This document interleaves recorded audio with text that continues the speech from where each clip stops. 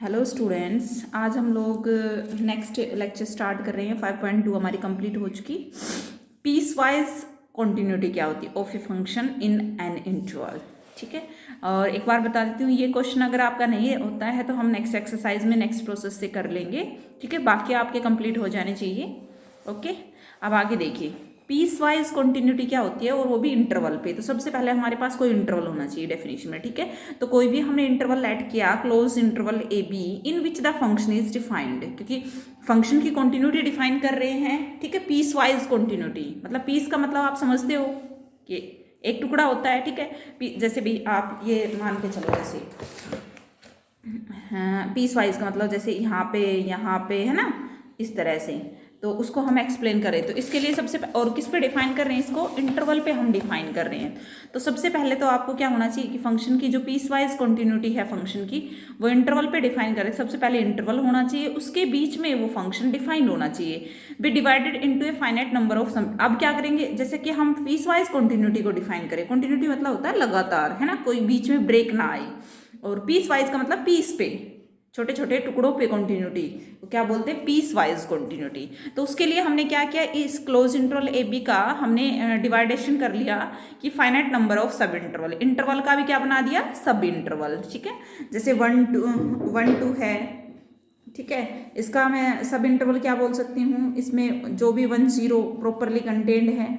ठीक है, तो ये हो जाएगा इसका सब इंटरवल 1 0। देखो ये वाला, ठीक है, इसका छोटे छोटे टुकड़े, लेकिन फाइनाइट सब इंटरवल बनाए हैं तो उनके बीच का जो गैप है, जैसे ये आपका डायग्राम में दिखा रखा, देखो ये हमने A1 A2 A3 बस वो किए डिवाइडेशन।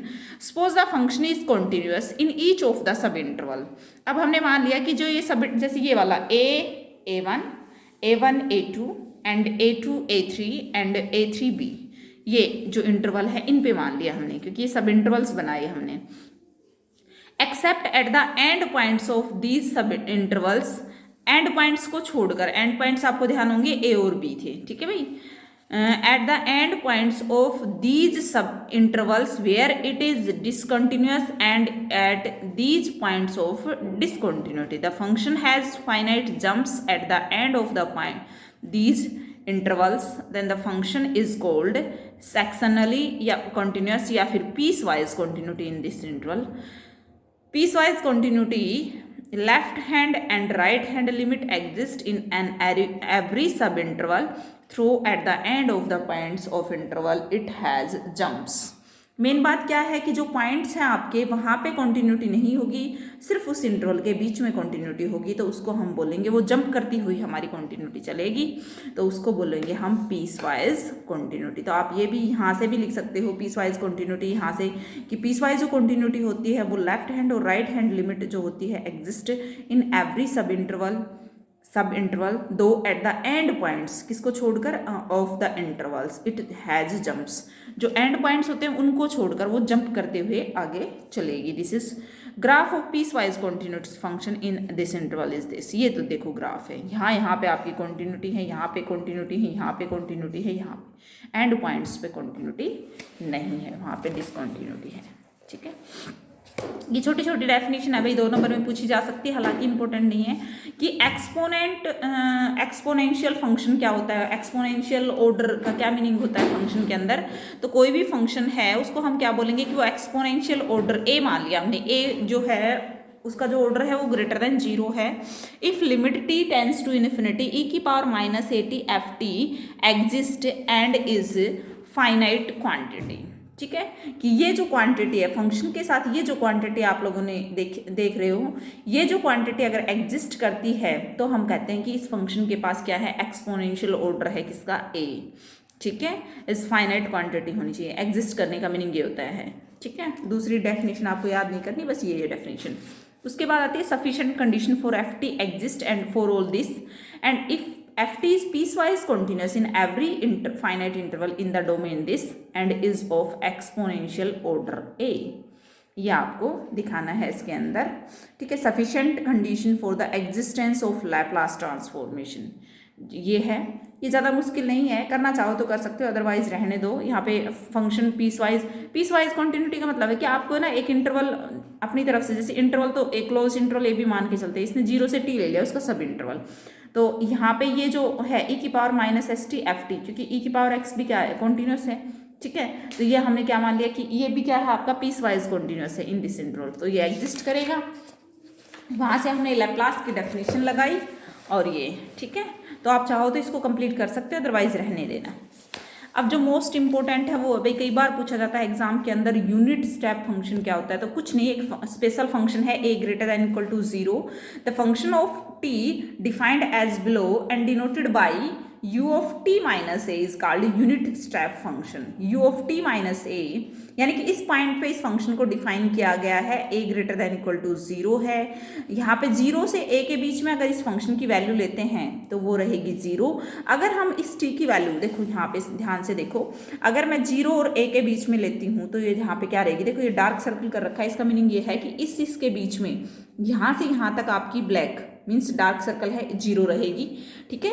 और u(t - a) अगर t आपका ग्रेटर देन हो जाए a से ग्रेटर देन हो जाए, उस केस में आपके पास क्या रहेगी, 1 रहेगी ऑलवेज, ऐसे चलती रहेगी आगे। ये होता है एक स्पेशल फंक्शन जिसको बोलते हैं हम यूनिट स्टेप फंक्शन, ठीक है।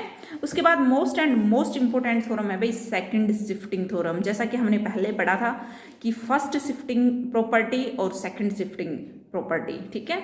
तो अब जो जस्ट नेक्स्ट एक्सरसाइज आएगी उसके अंदर हम सेकंड शिफ्टिंग का यूज़ करेंगे। तो कुछ नहीं, उसमें इंटीग्रेशन करना है खाली आपको। फंक्शन है t > 0 के लिए डिफाइंड है, लैप्लास उसका fs है। जैसा कि आप लोगों को पता है कि किसी भी फंक्शन ft का Laplace in terms of s होता है।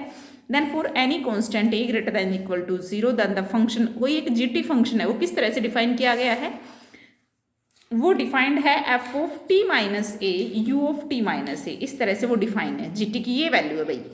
लेकिन ये जो जीटी फंक्शन है ये जब 0 a से लेस रहेगा तो 0 इसकी वैल्यू रहेगी, और जब ये a से ग्रेटर रहेगा ना, t की वैल्यू जब a से ग्रेटर रहेगी तो उस केस में इसकी वैल्यू क्या रहेगी, ये वाली वैल्यू रहेगी। समझ में आ रही है बात, ठीक है। ये कहता है कि जीटी फंक्शन को अगर इस तरह से डिफाइन किया गया है तो इसका जो लैप्लास आएगा ना जीटी का, वो क्या आएगा, e⁻−as(fs), ये आएगा। क्या आएगा इसका, e⁻−as(fs), ये आपको प्रूव करना है। ये आपको गिवन है कि जीटी की जो वैल्यू है ये होगी आपके पास, ठीक है। तो एक बार मैं इसको क्लियर कर देती हूँ, स्टेटमेंट आपको आई होप क्लियर हो गई होगी। तो उसके बाद आगे चलते हैं। देखो भाई,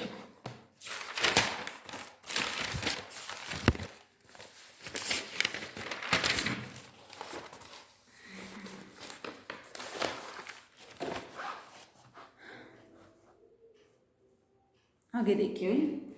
हाँ भाई, जैसा कि हमें पता है कि Laplace of f(t), Laplace of f(t) क्या होता है भाई, fs होता है, ठीक है।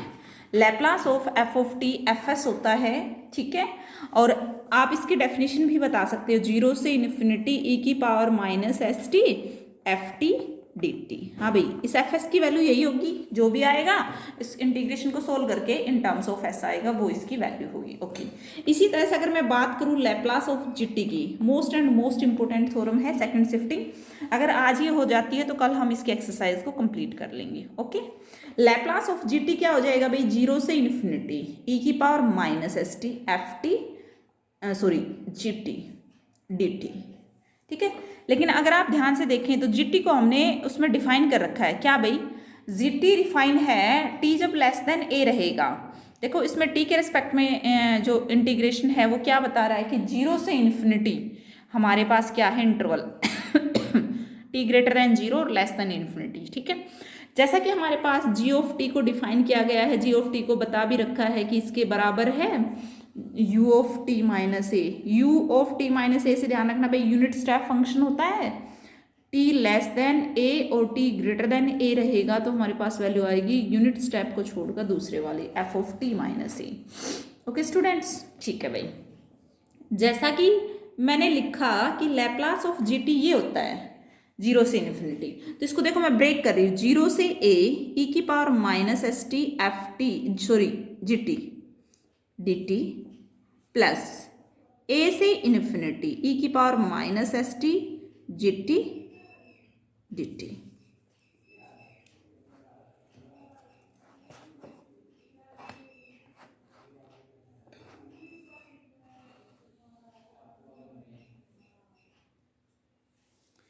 देन उसके बाद देखो ध्यान से, अब 0 से ए और ए से क्यों तोड़ा मैंने, क्योंकि जीटी को इस तरह से दे रखा है भाई, लेस देन ए और ग्रेटर देन। अब देखो ध्यान से, 0 से ए का मीनिंग होता है, इसका मीनिंग होता है कि जिसके रिस्पेक्ट में आप इंटीग्रेशन कर रहे हो ना, उसके बिटवीन में वो वैल्यू रहेगी टी, यानी कि टी वेरिएबल है। तो 0 less than t less than a, it means that t less than a है, तब फंक्शन की वैल्यू क्या है, 0 है। रख दो भाई, किसकी वैल्यू 0 है भाई, जी टी की, डी टी। तो ये तो हमारे पास खत्म हो गया, 0 आ जाएगा। ठीक है, आगे बढ़ो, प्लस ए से इन्फिनिटी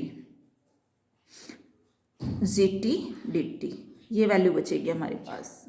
आगे देखिए अब, तो यहाँ से देखिए, अब इसका मीनिंग क्या होता है कि हमारा जो t है, a less than t less then infinity है ना, यानी कि t हमारा ग्रेटर देन 0 है और लेस देन इन्फिनिटी है। तो t ग्रेटर देन a पे लिए इसकी वैल्यू बताओ भाई क्या है, वो रख दो, प्लस a से इन्फिनिटी की power minus S T F of T minus U D T. देखो भाई ध्यान से, ठीक है। अब t माइनस ए को हम क्या u पुट कर लेते हैं, सॉरी एक मिनट भाई, क्या थी, t माइनस ए है और मैंने क्या लिख दिया, t minus u, t minus a है। अब देखो यहाँ पे थोड़ा सा हम चेंजेस करेंगे, t माइनस ए को मैंने u पुट किया, क्योंकि देखो हम लैप्लास की तरफ कन्वर्ट करें, हमें जो प्रूव करना है वो ये करना है कि इसका जो आंसर निकल के आएगा ना, निकल के आएगा, वो आएगा ये वाला e की power minus a s f S. F S आप लोगों को पता होता है क्या है, क्या होता है एफ एस, लैप्लास होता है, ठीक है, इसका एफ टी का, जैसा कि हमें गिवन भी है, ठीक है। और ये टर्म एक्स्ट्रा आएंगी, तो ये क्या आ रहा है, लैप्लास निकल के आ रहा है। और लैप्लास में कभी भी ध्यान रखना, ए नहीं होता लिमिट में, क्या होता है 0 से इन्फिनिटी। तो हम इसी को कोशिश कर रहे हैं, तो मैंने t माइनस ए को u पुट किया, तो जब हमारी जब t की वैल्यू a रहेगी तो u किसको टेंड करेगा, a माइनस ए। u किसको टेंड करेगा, 0 को टेंड करेगा। जब एक t a होगा, t tends to a, then u tends to 0। जब t infinity, infinity minus a infinity, e की पावर माइनस, हाँ भाई t की वैल्यू निकालो, यहाँ से t क्या आ गया, यहाँ से a प्लस यू, क्या आ गया t, a प्लस यू, ठीक है। तो e की power minus S a plus U F of u, और डी टी क्या हो जाएगा भाई, डी यू, ठीक है। ये आ गया आपके पास। अब ध्यान से देखिए, तो क्या बचेगा, e की पावर माइनस ए एस, अलग कर दिया मैंने, minus S U F U D you, ठीक है। अब देखो एक बार और, हाँ भाई इसको अगर u के रिस्पेक्ट में है तो नो डाउट ये हम बाहर निकाल सकते हैं ना। तो e की पावर माइनस ए एस, 0 से इन्फिनिटी, e की power minus S U F U D you, ठीक है। तो एक तरह से अगर मैं u वेरिएबल हो या यहाँ पर t वेरिएबल हो, ये एक तरह से किसका लैप्लास है ना, f of t, u variable को t से चेंज कर दो तो ये किसका हो जाएगा, f s, capital f s, e की power minus a s f s. ये हमने प्रूव करना था, जैसा कि कर दिया। अगर आपको सेकंड शिफ्टिंग समझ में आती है तो कल जो हम एक्सरसाइज करेंगे उसमें काफ़ी क्वेश्चन सेकंड शिफ्टिंग पे रहेंगे। तो क्वेश्चन में जब मेंशन किया हुआ आएगा कि आप इस क्वेश्चन को सेकंड शिफ्टिंग थ्योरम से करो, तो फिर वहाँ पे आपको सेकंड शिफ्टिंग ही लगानी पड़ेगी, अदरवाइज आप किसी भी मेथड से कर सकते हो। लेकिन ये कुछ एक क्वेश्चन हैं, जैसे फर्स्ट शिफ्टिंग प्रॉपर्टी की थी तो क्वेश्चन में मेंशन होगा कि फर्स्ट शिफ्टिंग प्रॉपर्टी से करना है। Okay, thank you so much. इस वीडियो को अच्छे से देखना और कल हम नेक्स्ट वीडियो स्टार्ट करेंगे।